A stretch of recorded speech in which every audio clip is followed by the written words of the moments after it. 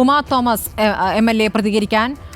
Shrimati Uma Thomas, PT Thomas ആണ് ഈ വിഷയം പുറത്തേക്ക് കൊണ്ടുവന്നതും അതിന്മേൽ പിന്നീട് നടപടികളിലേക്ക് കടക്കേണ്ടി വന്ന സാഹചര്യം സൃഷ്ടിച്ചതും. ഇപ്പോൾ കേസിന്റെ അവസാനത്തിലേക്ക് കടക്കുമ്പോൾ സംഭവിക്കുന്ന കാര്യങ്ങൾ, മുഴുവൻ പ്രതികളും, നടിയെ ആക്രമിച്ച കേസിലെ മുഴുവൻ പ്രതികളും പുറത്തേക്ക് എത്തുകയാണ്. പൾസസിനു കൂടി പുറത്തേക്ക് വരുന്നതോടുകൂടി എങ്ങനെ പ്രതികരിക്കുന്നു?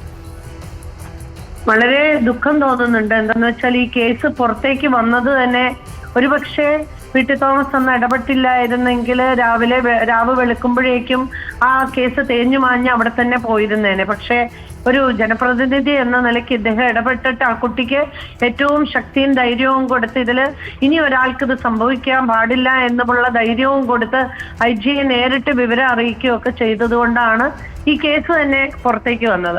ഞാൻ സുപ്രീം കോടതിയുടെ വിധിയൊന്നും ഞാൻ ചോദ്യം ചെയ്യാൻ തയ്യാറില്ല. എന്താന്ന് വെച്ച് കഴിഞ്ഞാല് അത് അവസാനത്തെ വാക്കാണ് എന്നുള്ള രീതിയിൽ തന്നെ നമുക്ക് പോകണം. പക്ഷേ കുറച്ചു നാൾ മുമ്പ് നമ്മുടെ നടി അവരുടെ ഹാഷ് കോഡ് മാറിയതിനെ കുറിച്ച് വളരെ നിസ്സഹായയായിട്ട് ട്വിറ്ററിൽ പ്രതികരിച്ചിരുന്നു.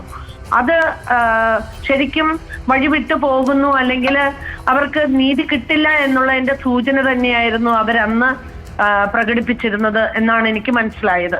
അതുപോലെ തന്നെ പ്രോസിക്യൂഷൻ ഈ കേസിൽ അതിന്റെ ഗൗരവത്തിൽ ഇടപെട്ടിട്ടില്ല എന്നുള്ളത് കൊണ്ട് തന്നെ ആവണം ഇത്തരം ഒരു വിധി ഉണ്ടാവാൻ കാരണം എന്ന് ഞാൻ ഭയപ്പെടുന്നു.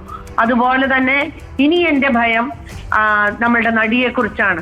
ആ കുട്ടിയെ ഇനി ഭീഷണിപ്പെടുത്താനോ അല്ലെ ആ കുട്ടിയെ ആക്രമിക്കാനോ ഈ ജാമ്യം കിട്ടിയ പ്രതി വീണ്ടും തയ്യാറെടുക്കില്ല എന്നുള്ളത് നമുക്ക് എന്താണ് ഉറപ്പുള്ളത്?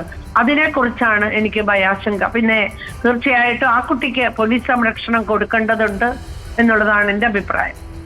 ശരി, പ്രതി പുറത്തിറങ്ങുമ്പോൾ ആശങ്ക ഉണ്ട് എന്നാണ് ഉമാ തോമസ് MLA പ്രതികരിച്ചത്. വളരെ നന്ദി ഈ ഘട്ടത്തിൽ പ്രതികരിച്ചതിന്.